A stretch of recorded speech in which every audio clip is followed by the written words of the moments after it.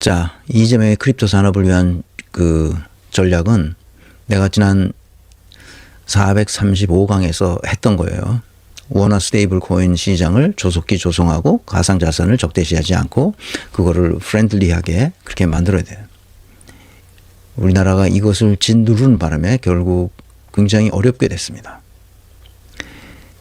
자, 이거는 지난 시간에 435강에서 했으니까요. 그냥 넘어가겠습니다. 스테이블 코인을 원화 베이스로 된 스테이블 코인을 만들어서 하지 않으면 국부 유출이 된다.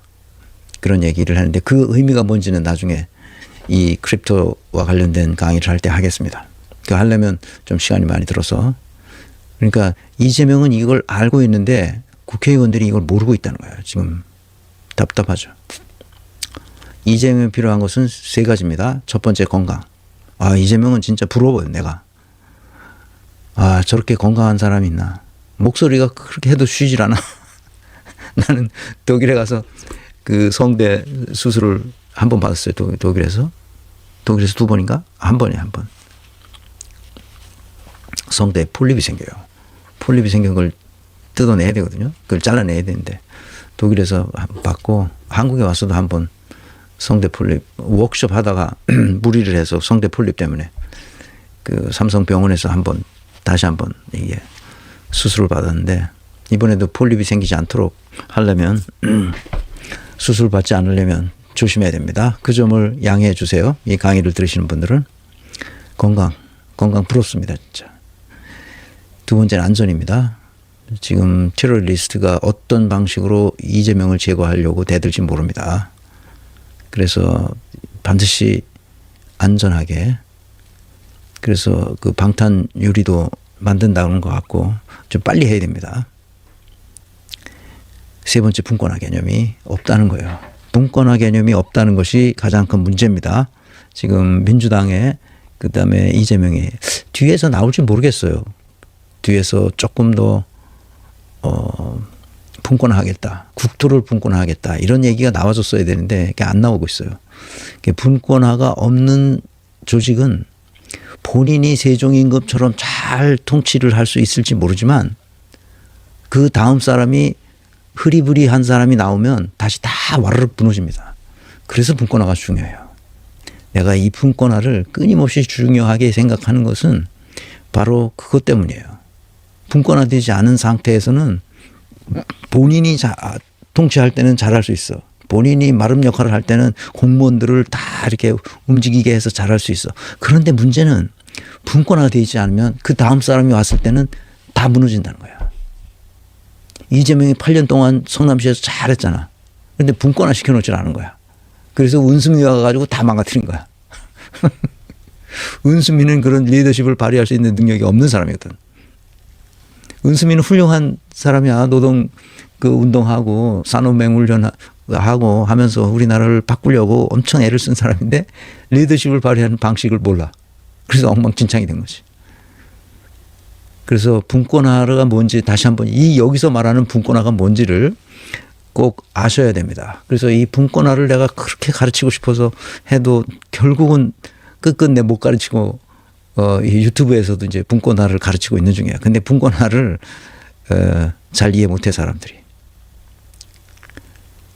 자, 분권화가 뭔지 생각해 봅시다. 분권화란 의사결정 권한과 그 책임을 중앙이 아닌 현장, 말단으로까지 현장으로 이전함으로써 구성원 개개인이 스스로 판단하고 행동 또는 실행할 수 있도록 하는 구조화 시스템을 말하는 거예요.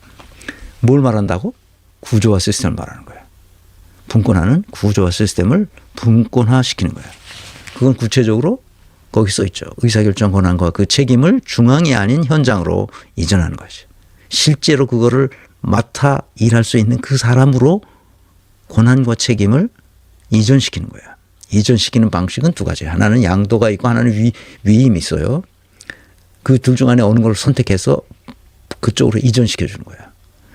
그러니까 그렇게 되면 구성원 개개인이 스스로 판단하게 됩니다. 그리고 실행에도 옮기죠. 그래서 생산성과 창의성이 높아지는 거예요. 그런 구조와 시스템으로 바꿔줘야 된다는 거예요. 분권화라는. 그런데 우리나라는 이걸 잘 못하죠. 요 첫 번째 구절, 요것을 우리는 직무의 무게에 따라 성과 책임을 배분한다고 말하는 거예요. 줄여서. 직무의 무게. 그러니까 직무가 설계되어 있어야지. 그쪽으로 넘겨주는 거예요. 우리는 직무가 설계되어 있지 않아. 그러니까 그냥 윗사람이 시키는 대로 하는 거예요. 그냥. 그 옳고 그름도 없지. 시키는 대로 하니까. 자, 그 다음에 그 두 번째 구절은 뭐냐. 요 두 번째. 구성원 개개인이 스스로 판단하고 행동할 수 있도록 하는 요 말은 뭐냐.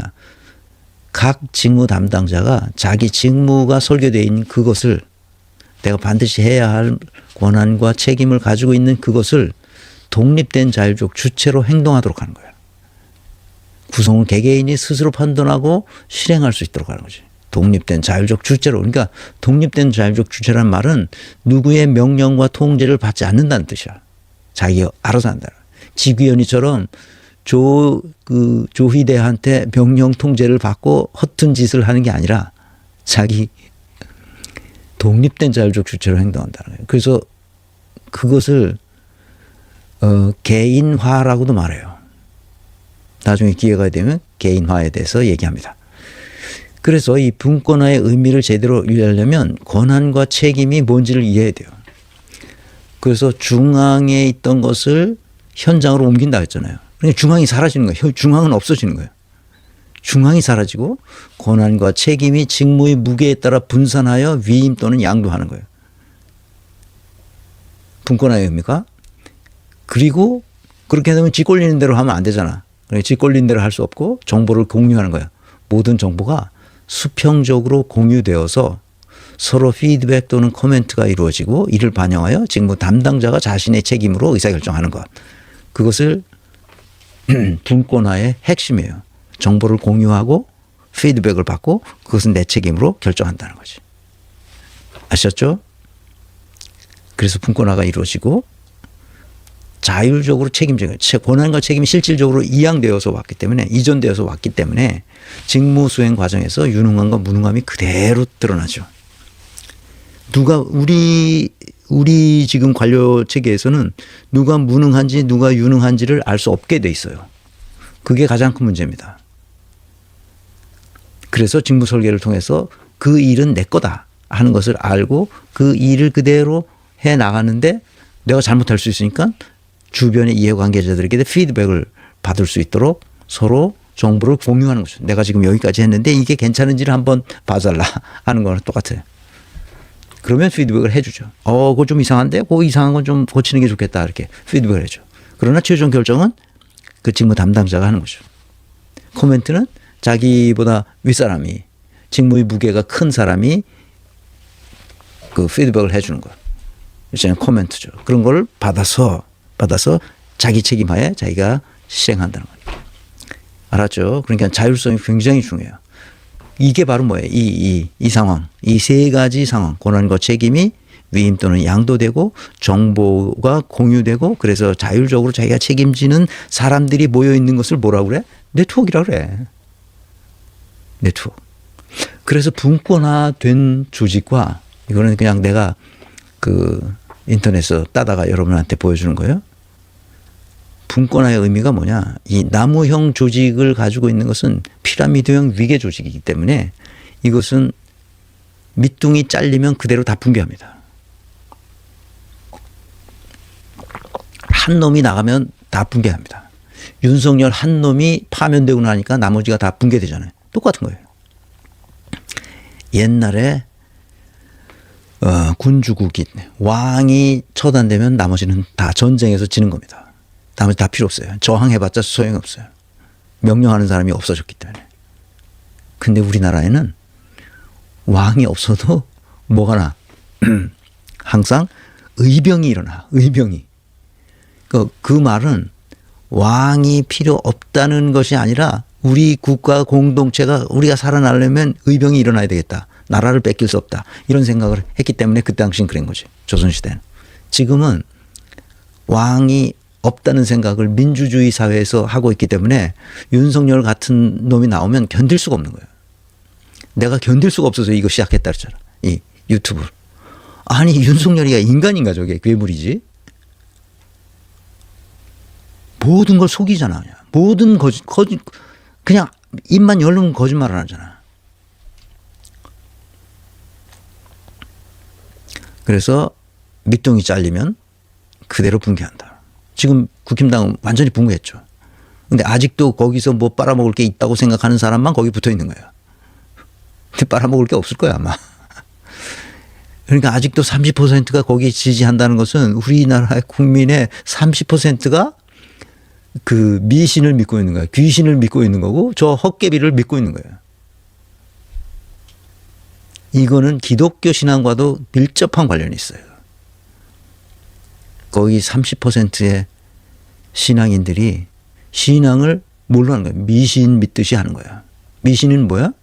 근거 없는 믿음을 미신이라고 그러는 거예요. 근거 없어. 근거가. 그걸 믿어야 할 근거가 하나도 없는데 그걸 믿고 앉았는 거예요. 그게 다 미신이지. 사이비 신흥 종교들이 다 그런 거죠. 그러니까 우리 개신교의 상당 부분은 교파에 상관없이 교단에 상관없이 미신을 믿고 있는 거예요. 예수는 그렇게 가르친 적이 없어요. 예수는 그렇게 가르친 적이 없습니다. 그런데 그걸 가지고 막 금과 옥조로 막 그냥 할렐루야 하면서 그 복 주시옵소서 그러는 거죠. 그 미신이지 그게 뭐야 그게. 그러나 이것은 풀밭형 조직입니다. 나무형 조직이 아니라 풀밭형 조직이야. 이거 다 내가 만든 말이야. 어디다 하도 분권화를 사람들이 이해 못해서 내가 별짓을 다 하는 거야 지금. 이거 네트워크형 수평 조직이야. 피라미드형 위계 조직은 그 윗대가리가 한번 잘리면 다 오합지졸이 되는 거예요. 그래서 풀밭형 조직이 되면 네트워크형 수평 조직이라 밑에서 전부 다 연결돼 있어요. 그래서 풀밭형 조직으로 유럽에서 가장 부강한 나라가 된 것이 바로 스위스예요. 스위스에는 중앙이 없어요. 베른이라는 조그만 도시에 거긴 이제 독일어권이에요. 프랑스어권이 아니고 베른이라는 조그만 도시에 연방 정부가 서 있습니다. 거기 의회도 있고 거기 행정부도 있고 장관들도 거기 다 있어요. 그러니까 법원은 전국에 다 퍼져 있으니까 연방 법원도 있습니다. 그런데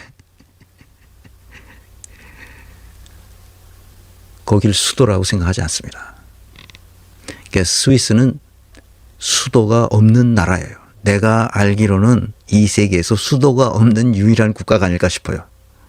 베른을 수도라고 생각하지 않습니다. 그냥 여러 도시 중에 하나예요. 중앙이 존재하지 않습니다. 스위스야말로 수도가 없는 나라고 중앙이 없는 나라죠.